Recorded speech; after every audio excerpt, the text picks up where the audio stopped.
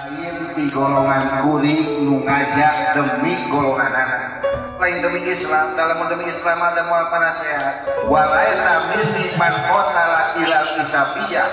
lain di golongan kuring jalma nu maot tapi demi golongan anak lain demi Islam nu kedahna umat muslimin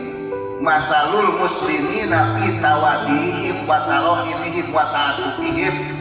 umat muslimin jeung umat muslimin tidak pada silih tikanya silih tikadeukna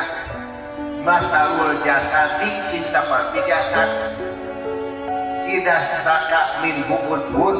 di mana gering salah sahiji anggotana musajana milu gering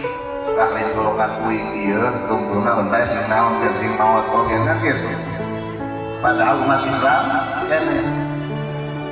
nu minangka mempersatukan umat Islam teh kan kalimat thayyibah raditu billahi robban wa bil islami dina wa bi muhammadin nabiyya wa rasula wa bil qur'ani imama wa bil ka'bati qiblah.